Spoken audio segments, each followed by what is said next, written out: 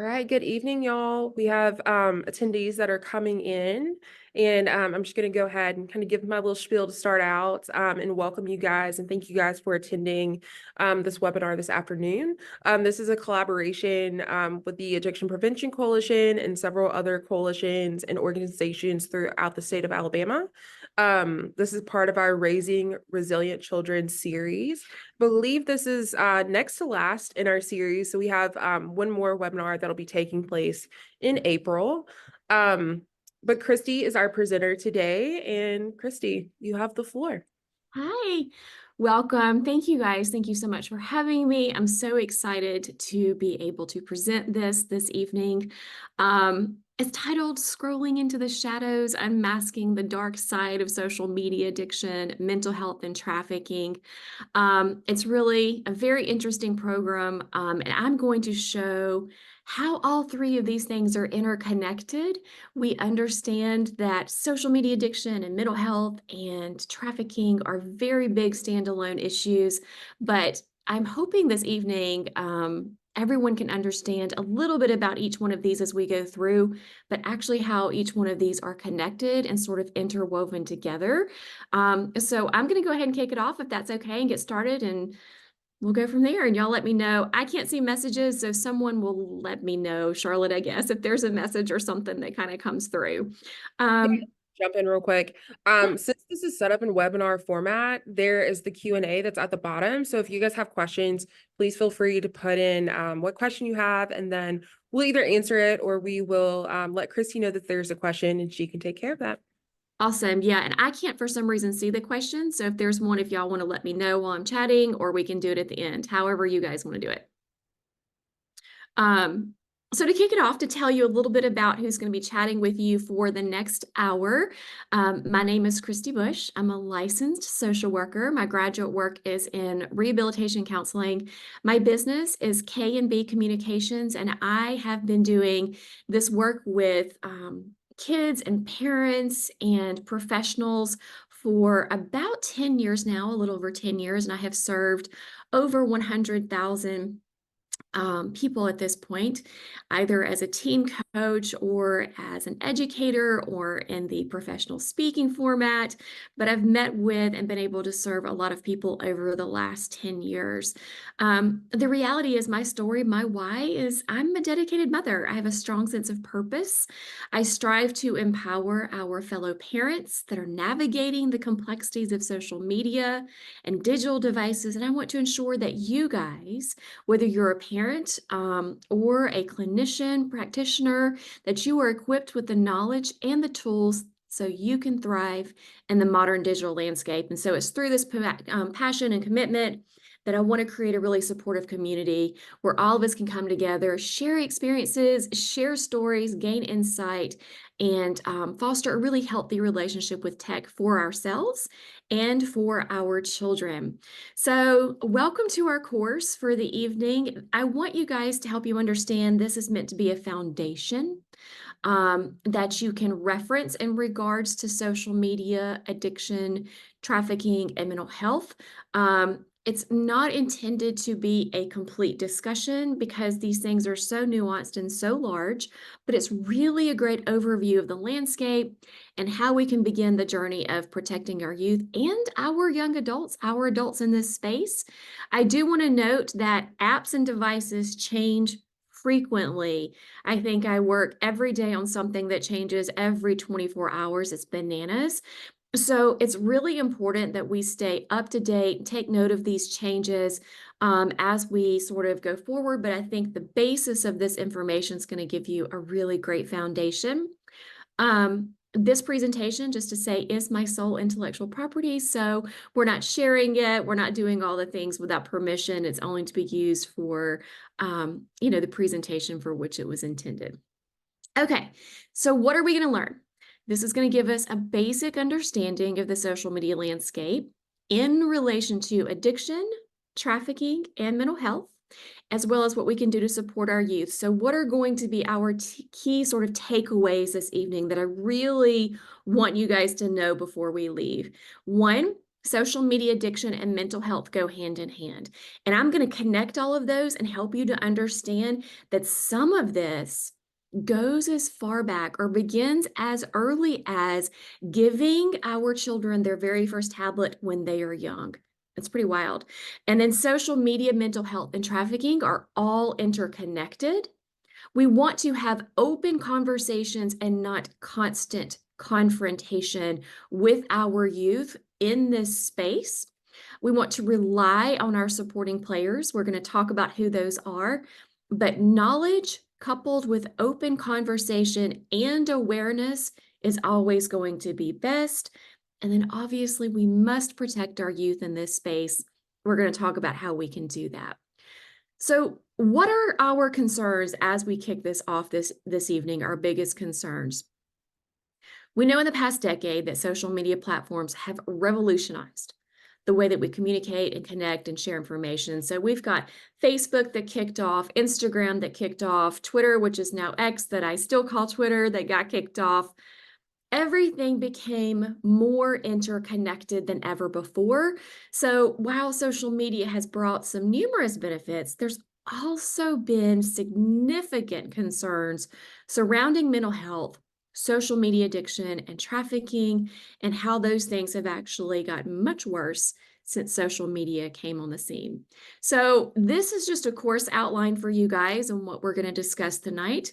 I'm going to give you some apps and some statistics. We're going to discuss mental health. We're going to discuss addiction. We're going to discuss trafficking. We're going to talk a little bit about AI because we cannot have the social media discussion without talking about AI any longer.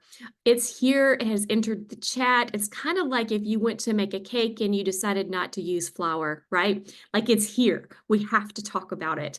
And number 6 is going to be tips.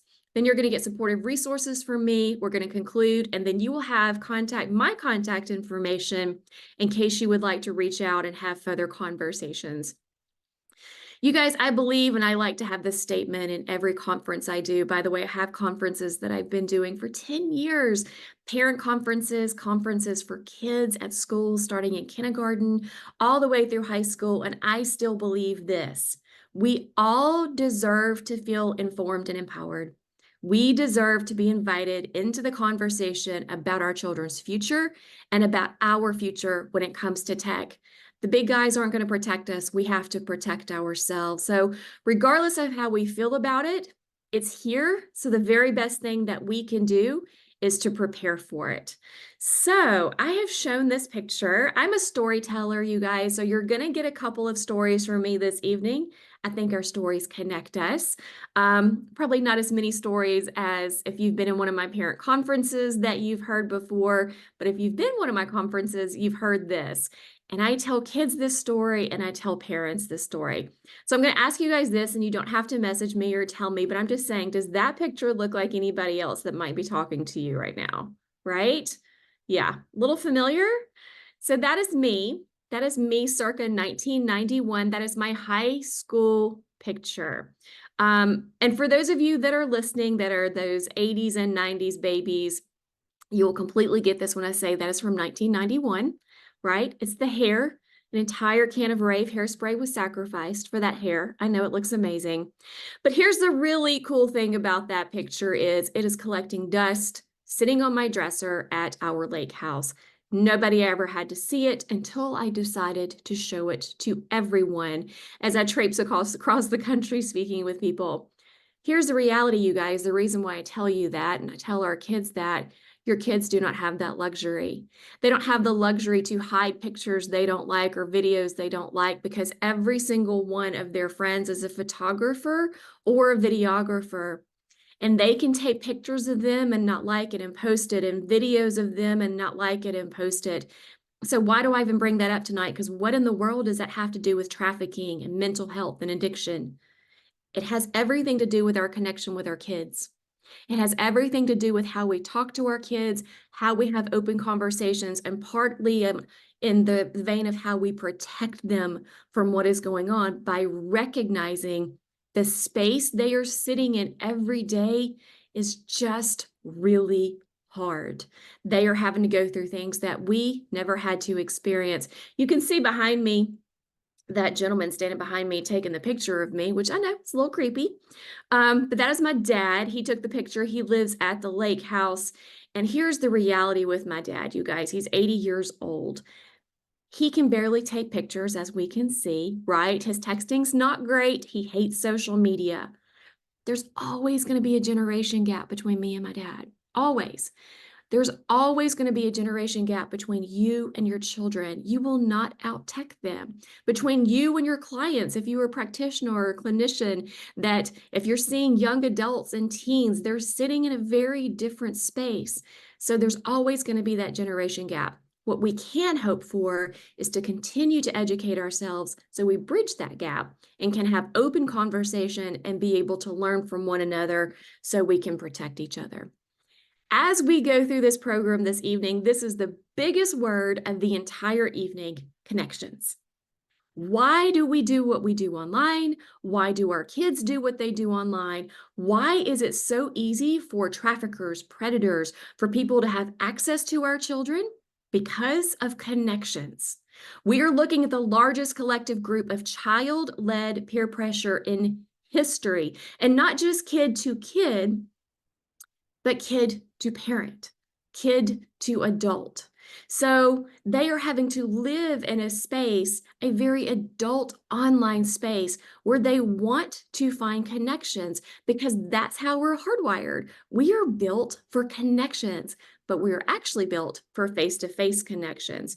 But our at-risk population, our vulnerable population, when they start reaching for connections, is where we also start seeing a lot of missteps and a lot of issues when we're looking at trafficking. So I'm going to bring all of this together so you guys just kind of hang on with me as we go through this.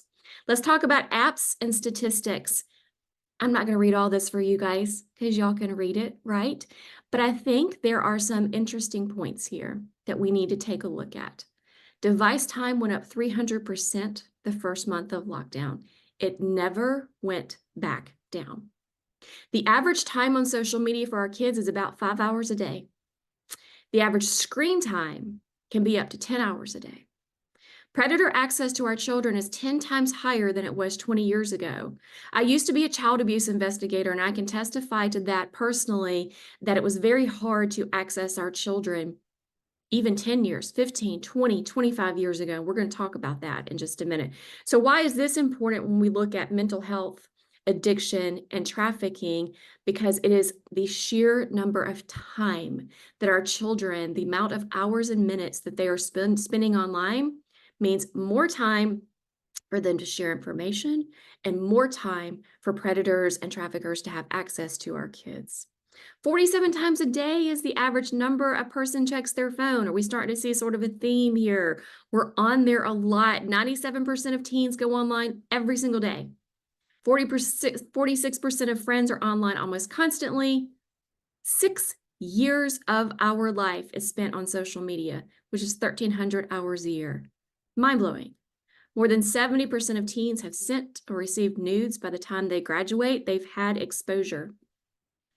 So here we go. These are very interesting. The states with the highest human trafficking statistics, we can see those. We understand why traffickers target at-risk populations. We know this.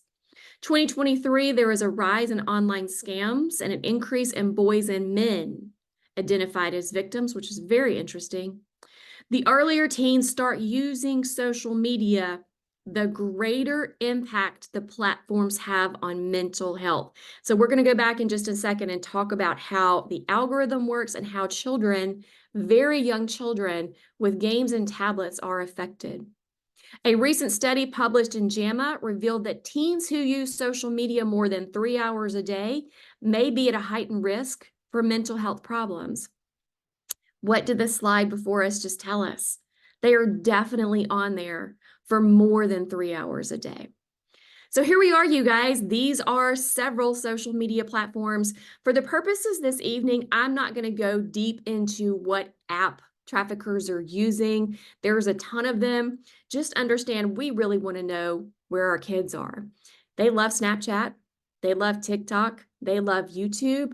If they are elementary school, middle school kids, they love their games. They love, if you're a parent listening to this right now and you've got middle school and elementary school kids, when I give presentations and I put Roblox on the screen or I put Minecraft on the screen, they literally scream so loud in the gym that it like shakes things, right? Because they love it so much. They're kind of on Instagram. Facebook's for old people, right? So they're probably not doing that, but there has been trafficking that has moved through there. What we want to understand is that predators slash traffickers, and I'm kind of using these interchangeable, but they reach out to our kids where they are, and then they get them to move, they groom them and get them to move over to a place that typically disappears and that is more private. So that's important to remember. So let's talk about mental health. The increase in depression and anxiety among our youth has been directly linked to constant, unrestricted device time. This is why it is so important that we are in screen time, on settings, in the phone, and that we are making sure our children have boundaries set. They have time limits set that is age appropriate for them, that they have content that is age appropriate for them. As we go forward with this, we do understand that not all children have that if we have at-risk populations, our vulnerable youth many times have unrestricted devices, right? And so they have all of this time that they can spend within a device looking for those connections that we just talked about. So we're going to explain why that's so scary and important in just a minute. I do want to share with you the Surgeon General warning. He came out with this, I think it was last year. But he said the most common question parents ask me is social media safe for my kids? The answer is we don't have enough evidence to say it's safe. And in fact, there is growing evidence that social media use is associated with harm to young people's mental health. Children are exposed to harmful content on social media, ranging from violent and sexual content to bullying and harassment. And for too many children, social media use is compromising their sleep and valuable in-person time with family and friends. We are in the middle of a national youth mental health crisis, and I am concerned that social media is an important driver of the crisis, one that we must urgently address. You guys, I agree with this 100%. And if you ask any teacher, they will tell you yes, because of what they see every single day. I wish he had come out with this 10 years ago, right? Because those of us that do this work were screaming 10 years ago, we have issues, but this is where we are now. And I 100% agree with him. So this is really cool. The Newport Institute had some great information for you guys. So according to them, many of the detrimental social media effects on mental health for today's young adults, the very first generation of digital natives, because this is where we are, reflect habits they may have developed as teenagers. Adolescents are the age group at greatest risk of developing social media addiction due to their ongoing brain development and identity formation. So this makes sense, right? Some of these effects are connected to the way social media takes advantage of our innate social instincts, which is what? To connect. But other effects are simply the result of the fragmentation of our attention and the overinvestment of time in social media at the expense of other activities. So I want to take a pause here for just a second and talk about our young children. Algorithms, games, anything that sort of comes to you through a device, there's a driving source behind it to get you to watch it more, right? Games for little kids want you to continue the kids to watch it and watch it and watch it, right? So as we get older, social media has an algorithm that is driven behind it to get you to stay there and continue to watch it. So what I mean by even young children being at risk and setting them up as they move forward, I kind of want to give you an example. And this is not a parent shaming space. This is simply to explain to you kind of the research that I've seen and then sort of a social research project, if you will, that I got to see in real time. There was an influencer that I was following. She's a mom. She has young children under the age of 4, and they went to Disney. happiest place on earth, right? Like the coolest place to go as a kid. And they're doing all their things and they're having all their fun and everything is documented. And so they go to sit down for lunch and they pull out tablets so the kids can watch a game. They want to watch CoComelon. So the kids sit down at the table, they've gotten their food, they're eating, and then CoComelon comes on. And I watch these young children. Their eyes got really big. Their movement completely stopped. They stopped eating. They stopped looking at what was going on around them and completely zoned in. Mickey Mouse could have sat down beside them and they would have never known it. So why do I tell you this? This is the pull that gets started even with our young children. So that gets started to sort of pull them in. So there's a little bit of a beginning of an addiction issue here, right? So they're sitting in that space. If we take a look at many of our at-risk population, our vulnerable populations, what we've learned is if children have access to tablets, many times for various reasons, but they spend a lot of time in front of computers or tablets or phones. So they're being pulled into the situation as they get older. It gets harder and harder to pull themselves out of. And I'm going to explain that to you in depth in just a second. But real quickly, how does it affect young adult mental health? So let's talk about that. Heightened anxiety from fear of missing out. We know that happens. Lowered self-esteem due to constant upward social comparisons.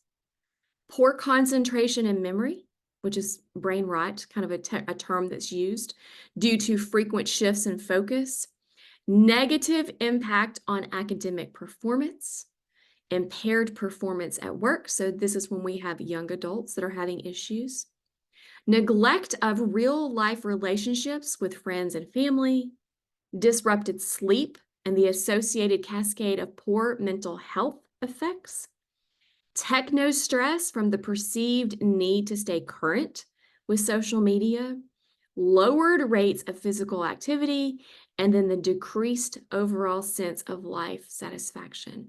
All of these things, this is how social media can and does affect young adult mental health.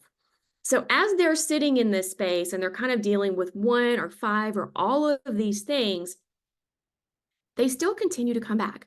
We still continue to sit in that space. So why are we still continuing to sit in a space that clearly we have some issues and it doesn't make us feel all that great? They don't always recognize that, which is why we come into the addiction side of it. Okay, it's all going to make sense. I promise it's all going to come together. Social media addiction, the allure of endless scrolling, the craving for likes and validation, leaving us underconnected in an over-connected world. There's all this research, I've talked about it in some of my conferences before, but how our bodies react hormonally, physiologically to a screen versus to someone in person is amazing. Your cortisol levels go up when you're on screens. They go down when you're talking to people. It's pretty cool stuff, but we are actually underconnected in an overconnected world. So let's talk about addiction for just a second, and then we're going to connect it to mental health. Addiction is defined by the American Society of Addiction Medicine as the use of substances or behaviors that becomes compulsive and continues despite harmful consequences. But here's the question. Are we seeing true addiction, or are we seeing chronic overuse that leads to addictive behaviors, possibly binge behaviors? And this is a question that I presented. This is my podcast. If you guys want to go listen to this episode, I discuss addictive versus binge behaviors. And there's not a lot of research on this, but I think it is incredibly interesting in the fact that as a young child, remember we talked about the algorithm and the lights and all the things that are pulling us in, so we feel addicted, but then does it become to the point that we're starting to binge? And what do I mean by that? So take, for instance, food. If we have eating disorders where we're binging food, we cannot live without food, right? We have to have it in our life. So then we have to come up with a plan and a way to be able to live with having food in our life and not having those binge behaviors. We have become so interspersed with social media, so intertwined with devices that that's how we do our banking. That's how we live, as far as work is concerned. That's how we talk to our kids. It's so intertwined in our life that has it become to the point that we truly cannot function without it in today's society. So at what point are we addicted and at what point are we simply binging, right? So I think it's a really good question. I would love to hear your thoughts on it, you guys. But let's just continue to sit in the space of addiction. Social media targets not only youth, but those at risk and fosters a place for addiction to form. So addiction lights up the pleasure centers of the brain, right? So if we take a look at it, it is considered a brain disorder because it involves functional changes to the brain circuits where there's reward and stress and self-control, but one could argue happens with social media use. So remember, we're looking for connections. So we hop on over to social media and we get a reward, but then we may feel stress. And then it may feel hard to have self-control around this reward stress response, right? One of the reasons we're sitting in that space, remember, if we're struggling with mental health issues and we are looking for connections and we have all these other things that are going on, we're using this platform to meet some of those needs. See how all of this is kind of coming together. Essentially, our brains are looking for the next hit, the next place to feel good, and the next place to feel connected. And I'm here to tell you guys, I have worked with at-risk populations for 25 years off and on. I have done a lot of work with kids that are in at-risk communities that are vulnerable. And social media has become one of the places to go to feel connected and to try to feel wanted and to feel loved and to feel seen. And we know this is not a true place to go feel those things. But if you are having a home environment that's not providing those, or a friend environment that is not providing those, social media falsely is providing that platform, and it continues to foster that addiction. Our brains are following a path that is algorithm driven. It appeals directly to our reward centers, leaving us with what feels like very little self-control. We crave that hit. Many times we're looking for it. But we must acknowledge, you guys, that the hit of something shocking or disturbing also holds an appeal. So while they may be looking for something to make them feel good, many times we'll sit in a space, especially our youth, looking at something shocking, maybe looking at something they shouldn't be looking at. And they get in these communities and they get in these little bubbles of sort of places online, if you will. And one of the things that I have noticed is our at-risk communities, our vulnerable population will not move out of their bubble that they are used to every day, the challenges that they face every day. They actually shift all of that to their social media platforms and they stay in the same bubble. What do I mean? They're not reaching out for something different or reaching out in places that could make them feel good or make them, sort of help to find a way out of the situation that they're in a positive manner. They tend to get stuck down in these bubbles. Why do I tell you that? That is what traffickers are looking for. That is what predators are looking for.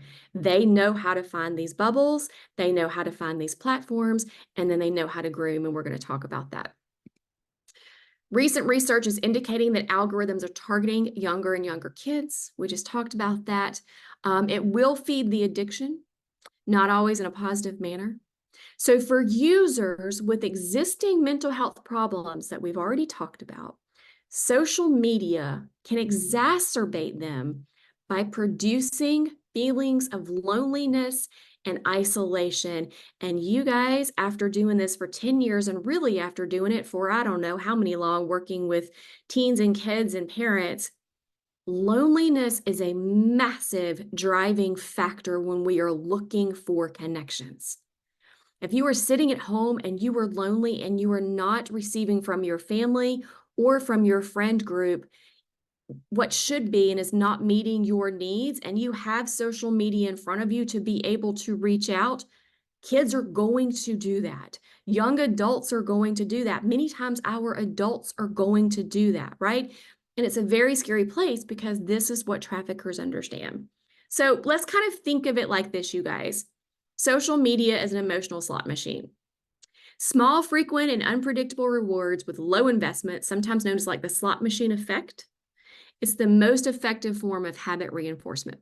What does all that mean? What that means is, let's say someone posts a picture of themselves and it doesn't get a whole lot of comments or anything that's good. It's all negative and they feel really bad. Oh man, I feel bad about that. Maybe I should post something that is bigger and better. You guys, bigger and better is not always better. Maybe I need to show more skin. Maybe I need to say something that's more shocking so someone will notice me. And then that happens. And then people notice that person and then they feel good. So they get a feel good hit. So many levels of this, but that is what feeds the addiction, almost like a slot machine. Pull the lever, feel good. Pull the lever, feel bad, right?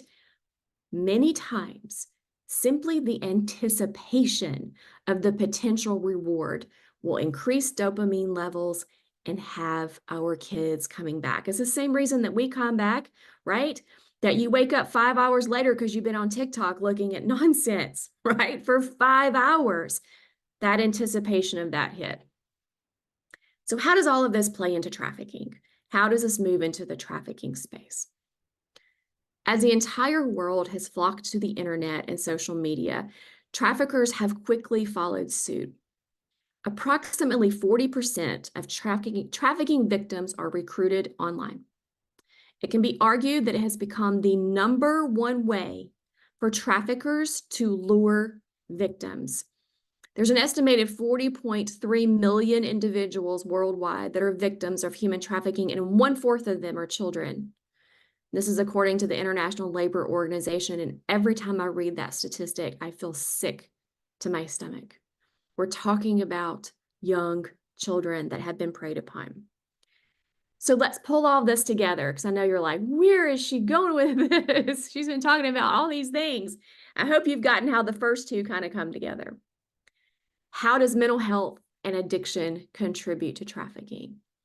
As addictive behaviors are being formed from overuse of social media, at-risk kids and adults looking for connections, finding these connections in seemingly interested communities online, traffickers prey on these relationships, providing a false sense of connection.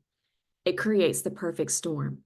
So now do we see how all three come together between the mental health, the addiction, and then what happens is, because this is a job, this is their job, they understand what to do and how to capitalize on all of that. And I'm going to prove it to you in just a second.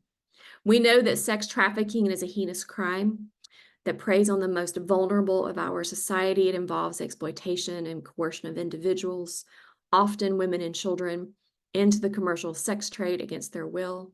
It is a violation of human rights and a form of modern-day slavery. So what makes people vulnerable to human trafficking? Because we've just talked about mental health. We've just talked about these addiction issues. So what makes us vulnerable as we're sitting in the space, right? We're dealing with these other two things, but we're sitting in the space. One, they've been abused or neglected by their families. Two, they have limited opportunities or access to resources. Three, a history of abuse or trauma due to unstable home lives, conflict, or natural disasters. Four, have little or no education and few job skills. I've seen this so much, you guys, with our at-risk population, our vulnerable population, trying to get online to figure out a way to make money. So not so much the loneliness piece of it, but literally trying to figure out a way to make money. Children and people with low self-esteem, lacking support, And this is big. I keep going back to this loneliness factor. And one of the reasons I go back to that is because I do want to say that not only are vulnerable and at-risk populations at risk, we do have kids that do not come from those quote unquote at-risk populations, but that are extremely lonely, young adults that are extremely lonely and that are reaching out for someone to show love and show that they care about them. And they fall into the trap of these traffickers and they become a victim, even though they don't look like, right, 1 through 5, if that makes sense. We have to talk about grooming. If we're going to talk about traffickers, we have to understand how our kids are being groomed, why they're being groomed. We just discussed mental health and addiction. So we have mental health issues. We have some addiction issues. We're on there all the time. So this is an article. I've been an author for Eastern Shore Parents, I think for 3 or 4 years now, but this is an article I did a couple of years ago.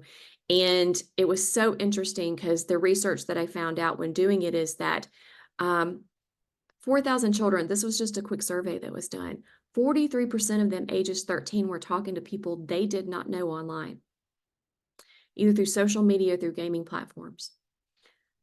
The research is indicating that there's kids as young as 5 talking with strangers. I can tell you right now, Charlotte and I were just discussing this earlier, the conferences that I've been at lately and the schools that have called me the most are elementary schools with the biggest issues right now, which is mind-blowing. This happened after 2020. Half of these kids are giving their addresses, their phone numbers. I just coached 2 days ago with a 15-year-old that had done this, had given out personal information. So teens are just as guilty. So what we want to do, what do we want to look for when it comes to grooming? If they're being very secretive about what they're doing online, if they get really, really angry when they cannot get online, if they're getting phone calls from people you don't know, they're making calls to numbers that you don't know, if they're getting gifts, if they are withdrawing completely from family and friends, if you walk in the room and they slam that computer shut, right? If they're downloading pornography, we know some of these things are just teenagers being teenagers, right? On the low end of that. But if we are seeing really big issues and it is completely out of the norm, it's time to have open conversations with our kids about your concerns about what they're seeing and what they're doing and what their behavior looks like. Here's where everything really gets pulled together for you guys. Traffickers utilize various tactics to recruit victims, and their approach to exploit their specific vulnerabilities or interest through that individual. So what they can do is they go online platforms, and when they get online, all these different social media apps, all these different platforms, they can very, very quickly identify who they need to groom, who they need to involve, because our kids are vomiting all of their information online. Young adults are telling all of their information. If they're having a hard time, if they are feeling sad, if they're feeling frustrated, and also where they live, what they do, where they go to work, their travel, all their habits, all their vulnerabilities, they put it all out there for the world to see, and the world really sees it. And these guys, this is their job. They know what they're doing. In 2020, there was this crazy list about how to groom kids and how to follow a certain list that was circulated through predators on how to groom them to get what they needed from them. Maybe day 1, we need to do this. Day 5, we need to do this. Individuals often share personal struggles on social media unknowingly, providing traffickers with insight into their state of vulnerability. This information allows traffickers to identify and target potential victims, including children, even before any direct interaction. So again, let's continue to connect it. We have loneliness. We have mental health issues that we are struggling with, challenges that we're struggling with that led us into this space. We are on it. That addiction is there every day. We're sitting in it, right? And then we are providing all of this information. By analyzing the data available on social media, traffickers can develop tailored grooming strategies based on the victim's online presence. They have everything they need. Everything. Everything from the color of someone's, sheets to what the bathroom looks like to where their best friend goes to school. And that, you guys, is how you establish rapport. That's how you establish relationships. The rise of social media has significantly increased traffickers' access to personal information that was previously not easily obtainable, enabling them to profile and target them more effectively. So I do want you to understand this. Social media can be used as a means of coercion and control. Our victims are not always physically restrained. Social media is a way to do this. They may restrict the social media in some way. Traffickers may stalk or monitor the victim's social media, exploit victims for commercial sex acts online, advertise victims on social media, post or send harassing threat messages to victims, out the victims, spread lies, hack into their accounts, or even impersonate victims. So do you see how interwoven this is, how we got there, and then once we are in it, how interwoven this really is? They do exert psychological manipulation over their victims, employing coercion to maintain control and exploit them. A common tactic used by them is isolating victims from their support systems to reinforce their dominance.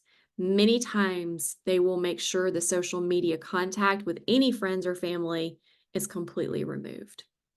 So, human trafficking is a crime that is often hidden in plain sight as traffickers utilize social media for the selling of minors. So we have these kids that are spending 5 hours a day. If they are in an at-risk population or they are vulnerable, if they are looking for connections, if they're not feeling that at home, they've been sitting in that space, then they have these addiction issues and they are constantly online searching for that. They're looking for that connection from someone to be able to say they love them or they understand them. A trafficker comes in, swoops in, makes them feel that way.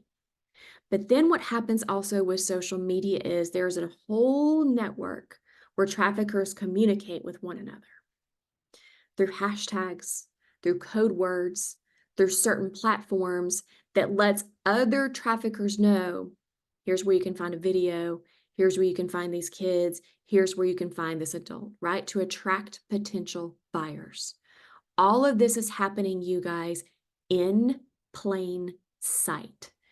If you go online, and I won't go too in depth in this because I don't want to give away this person's private information. So I'll give you a general idea. But if you go online, or if you go on, like say onto Instagram and go under a beautiful girl's Instagram, and maybe she's showing a good bit of skin and it's public, and you go underneath it and look at all the comments, you want to guess how many men there are? And then do we want to guess how many predators are on there?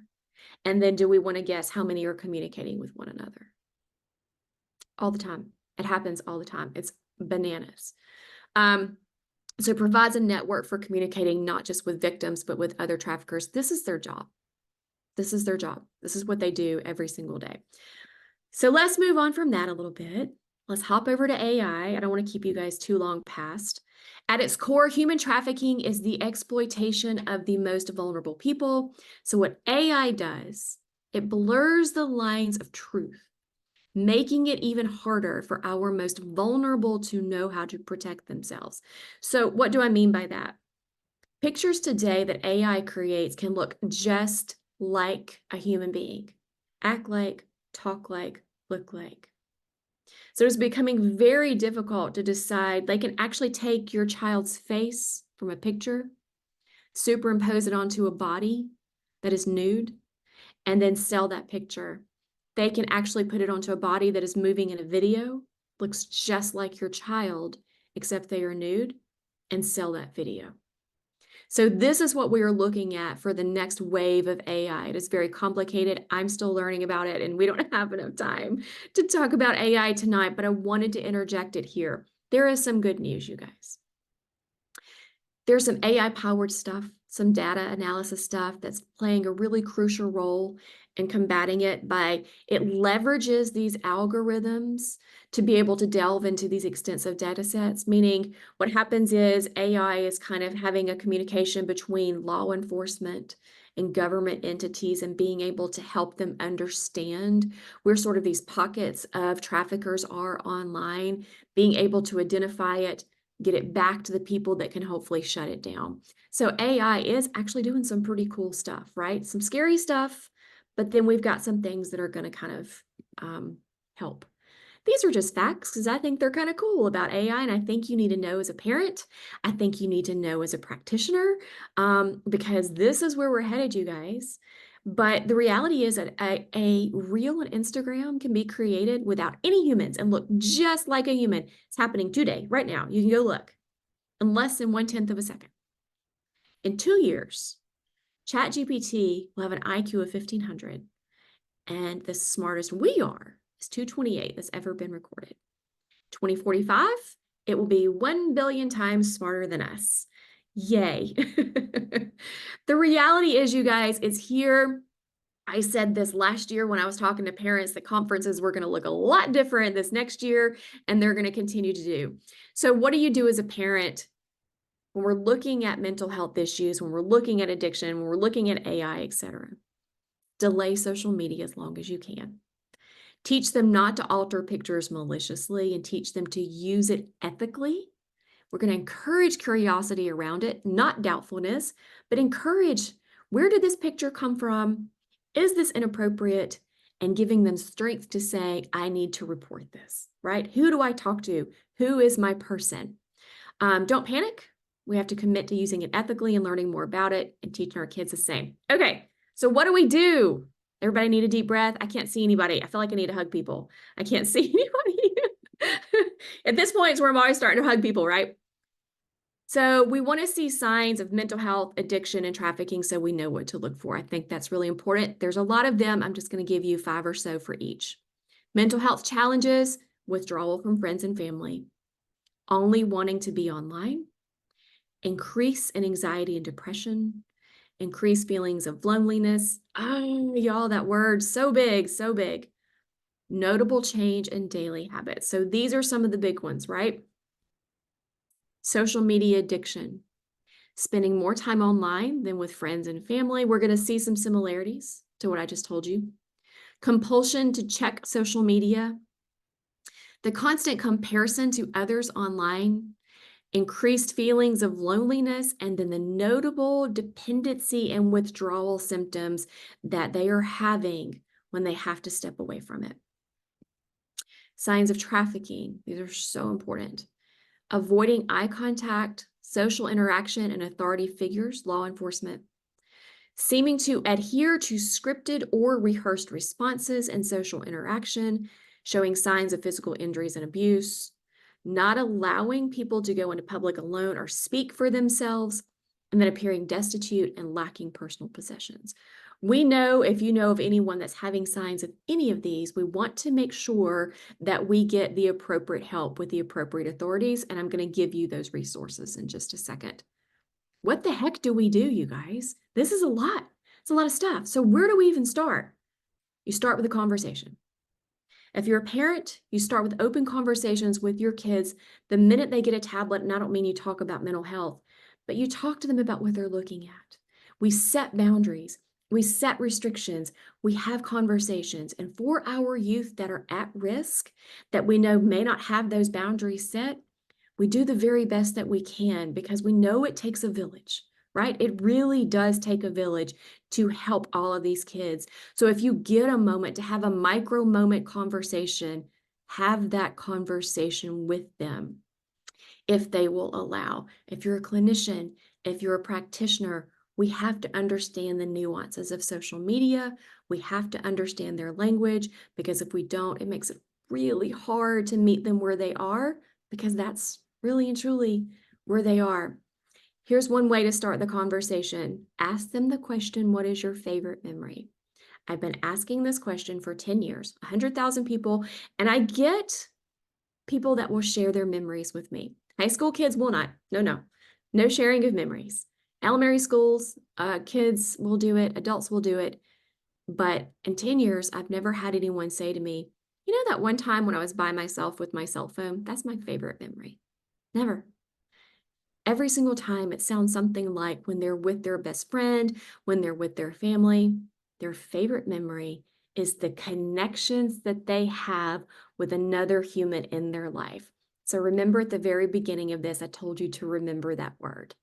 That is why we do everything. That is the core of what it is. We are looking for connections. So we can help our children feel connected in person, not connected online, can go so far to helping to keep them from having the mental health issues, addiction issues, and then the trafficking as we see. So what do we do as adults? What's our job, right? No phone or computer when we're talking to kids. So we don't want to have this little thing in the middle of us. So when you're talking to your kid, you don't want to be holding your phone or playing with it, right? Or if you're a practitioner, we don't have it on our desk. Don't even have it on your desk. There's so much research that shows a computer or a phone just sitting in between you and another person is a barrier. So if you want to have that open conversation about what's going on, we're going to completely remove the device. As a parent, this is for you. Choose one hard thing a week or month when it comes to devices, when it comes to social media, and work on that one hard thing. That's it.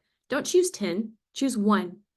And then couple it with a positive bonding, relationship building moment. Be a good digital role model. They're watching. Our kids are watching us.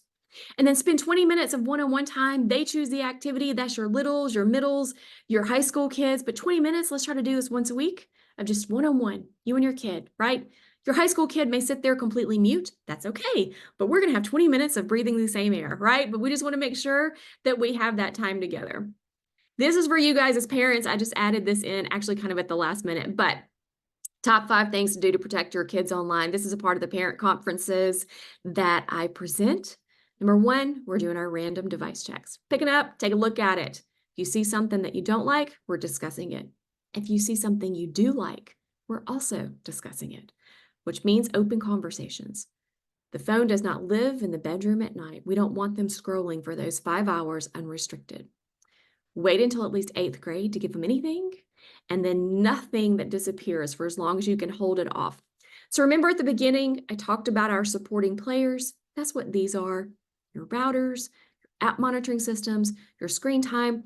This is going to catch language. This is going to catch some of the conversations they're having. Nothing's better than your eyeballs. So you're going to do your look, and then you're going to do all of these systems as your backup. Because man, we know as parents, we all need support in this space, right? Bottom line, you guys, if the whole world is exploding and your kids are helicoptering and you feel like you can't get a control of everything, just go back to basics. And it's so simple, it's stupid, but I use it in my practice all the time. Breathe, literally breathe. Get away from the screen, get outside, get some vitamin D, get some sunlight, take some deep breaths, and get away from that screen and make a human connection. Go on a walk with someone, get your kids in front of other kids, go on a coffee date, with your best friend, but make a human connection where those dopamine levels go up and they stay at status quo and the cortisol comes down and we're not looking through our screens to make sure that we feel good. All right, our resources. I live down in South Alabama, you guys. So some of this is for South Alabama, but there's national numbers at the top as well. So you'll have that if you know someone that is needing support in the mental health space, and certainly take a look at the resources that you have in your own community. These are trafficking resources. I only listed 4 here. There are so many. If you suspect someone or if you're out and see something that really concerns you, please immediately report it to the proper authorities so they can get the help that they need. In conclusion, your social media journey with your child is a marathon. And if you're a clinician or a practitioner, you're probably also going to have a marathon as well, right? Take one hard thing today and get really good at navigating that one hard thing, and then tackle the next hard thing the next week or the next month. Just remember, you're always in the driver's seat. And if we stay in the driver's seat and we set those boundaries and we couple it with ongoing education and knowledge, we can go so far to being able to protect our young kids, our middle kids, our young adults from this actually happening. This is me, you guys. These are the services that I provide. I do student conferences at high schools, at elementary schools, at middle schools.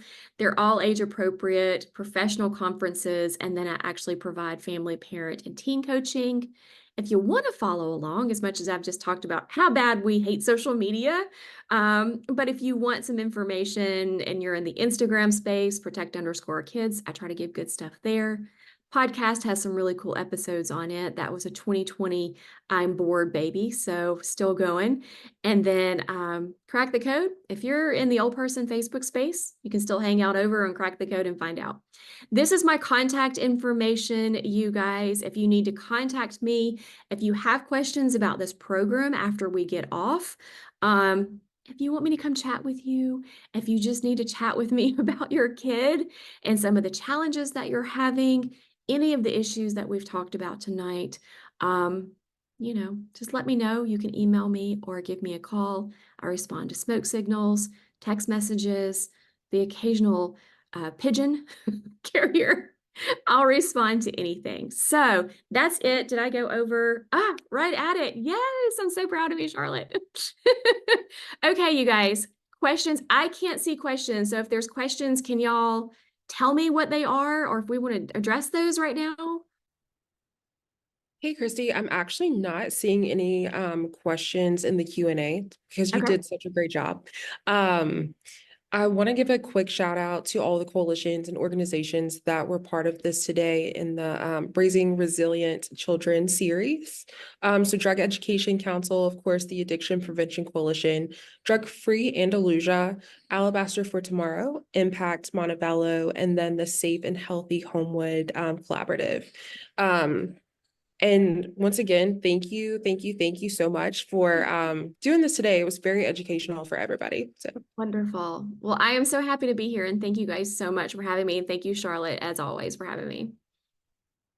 one last thing, like I said, I believe at the beginning, this was recorded, so we will get the recording out to you guys. And then Christy, if you have any other materials to share with our participants, we can do that as well. Yes, I do. I will get that to you guys. That's what I was going to tell you is for everyone that's still on here listening is that it's about 25 pieces of a library of materials. So if anyone's interested, I can get that link to you guys and we can then get that information out to them. It's videos on how to set screen time, how to set restrictions on Roblox, on Minecraft, all those things. So if anyone's interested in that, it's really good stuff. All right, wonderful. Thank you, Christy. Thank you so much, you guys.